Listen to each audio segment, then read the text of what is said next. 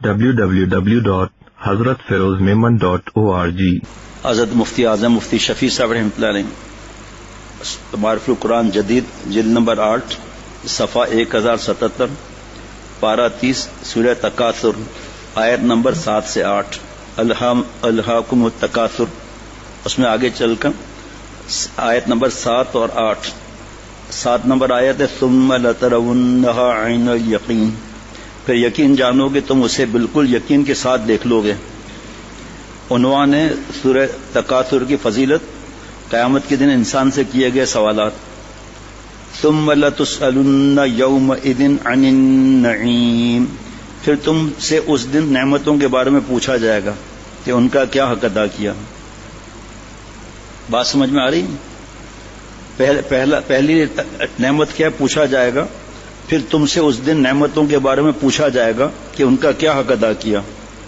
سب سے پہلی نعمت ہم نے اللہ سے مانگا نہیں تھا، ہمارا وجود ہی نہیں تھا. اب آج جو ہے وہ حضرت کا بیان یاد آ رہا تھا ذہن میں، جو آپ لوگوں نے بھی سنا ہے، کئی بار سنا ہے کہ اللہ تعالیٰ کی پہچان کے لیے اللہ نے ہمیں بھیجا. قرآن پاک کی آیت ٹھیک ہے نا، وما خلقت الجن والانس الا لیعبدون، نہیں پیدا کیا ہم نے سوائے جنات اور انسان کو اپنی عبادت کے لیے. مفہوم. اور پورے دنیا کی تفسیروں میں لکھا ہے، اور سب سے بڑھ کر حضرت عبداللہ ابن عباس رضی اللہ عنہما کی تفسیر کہ لیعبدون کا مطلب لیعرفون، اللہ تعالیٰ نے اپنی پہچان کے لیے بھیجا ہے. اور بھائی پہچان کوئی تیسرا کراتا ہے، اس پر بیان ہو چکا ہے. پھر تم سے اس دن کے نعمتوں کے بارے میں پوچھا جائے گا. ایک نعمت یاد دلانا، حضرت پھولپوری رحمۃ اللہ نے جو فرمایا تفسیر حدیث پاک، یہ تو ترجمہ ہو گیا. اور رسول اللہ صلی اللہ علیہ وسلم نے فرمایا کہ قیامت کے روز بندے سے جس چیز کا سب سے پہلا سوال ہوگا، خدا کی قسم اس ایک چھوٹی سی آیت پر میں تو 2 گھنٹے بھی بیان پورا نہیں کر سکتا، اور جو علماء مفتی صاحبان ہیں ساری زندگی پورا نہیں کر سکتے اس پر بیان. وہ تو پہلے تو وہی گن لیا کہ نعمتوں کے بارے میں پوچھا جائے گا. نعمت کیا ہے؟ اگر سلنڈر روز لگے 3 آکسیجن سلنڈر، بل کتنا آئے گا؟ اور ہمیں جو آکسیجن فری مل رہی ہے وہ سورج کی دھوپ جو ہے وہ جن ملکوں میں برف ہے، سورج نہیں نکلتا، وہ کیسے چیختے چلاتے ہیں.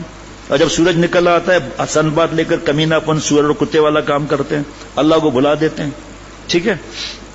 پھر اب یہ بات کہ جو سب سے پہلا سوال ہوگا وہ تندرستی ہے. اس کو کہا جائے گا کیا ہم نے تمہیں تندرستی نہیں دی، اور کیا ہم نے تمہیں ٹھنڈا پانی نہیں پلایا تھا؟ ہم نے دسو جناب. اب آگے کیا بتاؤں، آپ مجھے بتاؤ کہ یہ جو آپ صلی اللہ علیہ وسلم فرما رہے ہیں تندرستی کا سوال ہوگا، یہ صحت برباد ہوتی ہے آئی کانٹیکٹ سے، آنکھوں کا زنا ناپاک ہو جائے گا اسی وقت. یہ صحت برباد ہوتی ہے جوانی برباد کرنے سے، یہ صحت برباد ہوتی ہے زنا سے، یہ صحت برباد ہوتی ہے لڑکوں کے ساتھ کتے اور سور والا کام کرنے سے، یہ صحت خراب ہوتی ہے سگریٹ سے، شراب سے، ہیروئن سے، چرس سے. ابھی آج بیان چلا تھا حضرت والا کا کہ سکون چین اطمینان خدا کی قسم صرف اللہ ہی کے ہاتھ میں ہے، اور اللہ کو جب راضی کریں گے تو ملے گا. بابا کو ناراض کر کے گھر میں نہیں رہ سکتے تو ربا کو ناراض کر کے کیسے دنیا میں چین میں رہ سکتے ہیں؟ بتا رہا ہوں نا کہ میں اس پر اٹک جاؤں گا. اس پر صحت جو ہے وہ دعائے نبوت مراد نبوت ہے.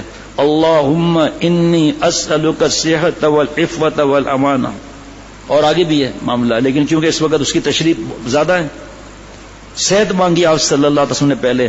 وہ صحت نہیں ہے جو دین کی سمجھ نہیں ہے، چھوڑو آپ سے ہم بات نہیں کرتے. دنیا کا کیا کام کر سکتا ہے؟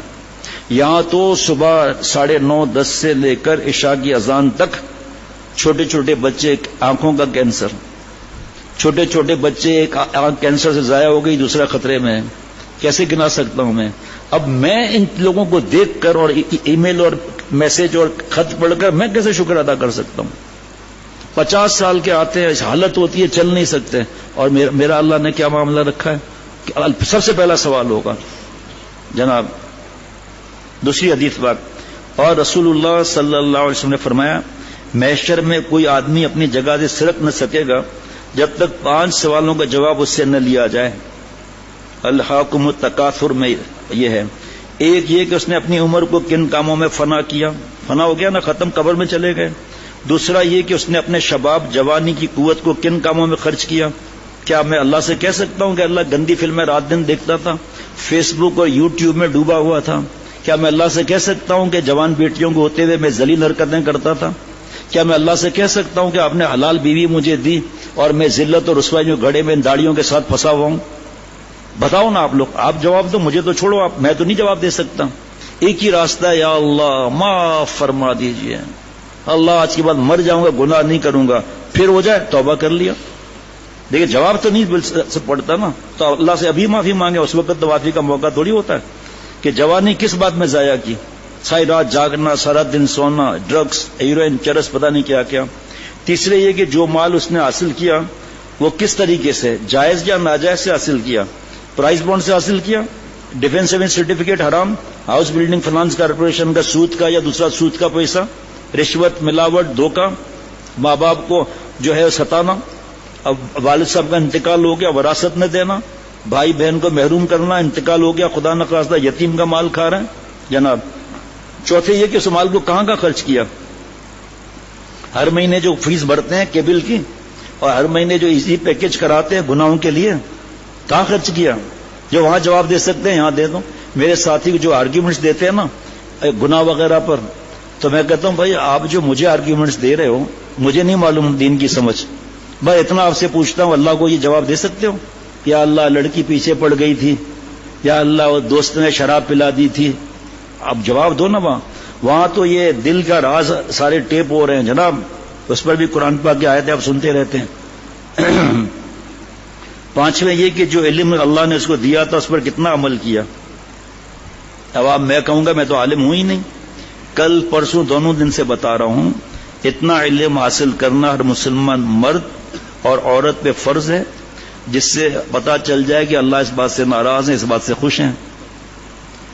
پھر اللہ کی اتنی محبت حاصل کرنا ہر مسلمان مرد اور عورت پہ فرض ہے، مجھ سمیت، کہ اللہ کی اتنی محبت حاصل کی جائے کہ اللہ نے جس چیز کو منع کیا چھٹی، آپ صلی اللہ علیہ وسلم نے جس چیز کو منع کیا چھٹی، اللہ تعالیٰ نے جس بات کے لیے فرمایا وہ کر لیا، جس کو منع کیا اس کو چھوڑ دیا.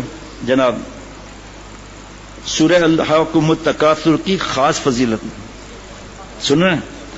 آپ صلی اللہ علیہ وسلم نے صحابہ رضوان علیہ مجمعین سے خطاب کر کے فرمایا، کیا تم میں کوئی آدمی اس کی قدرت نہیں رکھتا کہ ہر روز قرآن کی 1000 آیتیں پڑھا کریں؟ کتنا بھائی؟ 1000 آیتیں کتنے پارے ہو جائیں گے؟ صحابہ رضوان علیہ مجمعین نے عرض کیا روزانہ 1000 آیتیں کون پڑھ سکتا ہے؟ یہ خزانے مفت میں مل رہے ہیں آپ کو بھائی، کوئی فیس ویس نہیں ہے. آپ صلی اللہ علیہ وسلم فرمایا تم میں کوئی الہاکم التکاثر نہیں پڑھ سکتا، مطلب یہ کہ الہاکم التکاثر روزانہ پڑھنا 1000 آیتوں کے برابر ہے، 1000 آیت پڑھنے کے برابر ہے. حافظ صاحب اچھل کے دیکھ رہا ہے. اب یہ ساتھیوں کو سمجھانا ہے جو بیچارے ڈوبے ہوئے ہیں فیس بک یوٹیوب میں، ان کو تو قرآن پاک بھی صحیح نہیں پڑھنا آتا. دیکھو نا کیسے قرآن پاک پڑھیں گے. حافظ قرآن اگر قرآن پاک نہ پڑھے کمزور ہو جائے گا، پھر بھول جائے گا. ابھی بھی ایک صاحب موجود ہے اپنا قرآن پاک پکا کرا رہے ہیں، حافظ قرآن ہے، سب بھول گیا، حالانکہ وہ تو برائی میں مبتلا نہیں تھا لیکن قرآن پاک کو ہاتھ نہیں لگایا. اب یہاں تو الحمدللہ مغرب کے بعد قرآن پاک صحیح کرایا جاتا ہے. جو وقت لگانے والے حضرات ہیں وہ یہاں جو درس ہوتا ہے وغیرہ، تو وہاں پہ اگر قرآن پاک صحیح کرائیں گے، فجر کی نماز میں 10 منٹ پہلے آئیں گے، 5 منٹ سنت میں، 5 منٹ یہی پڑھ لیا ایک بار. 1000 آیتیں کے برابر پڑھنا جناب، اس کا مطلب نہیں ہے کہ ہم سورہ الہاکم التکاثر پڑھ کر، مفتی انور صاحب سورہ الہاکم التکاثر پڑھ کے سارا دن قرآن پاک کو ہاتھ ہی نہیں لگا. بھائیو بزرگوں اینڈ دوستوں ایسا نہیں. ہاں جی قرآن پاک سے دل کا زنگ دور ہوتا ہے، اللہ تعالیٰ سے باتیں کرنا ہے. اب آپ بتاؤ اللہ سے باتیں کر رہے ہیں ترجمہ غلط ہو رہا ہے. پھر www.hazratfirozmemon.org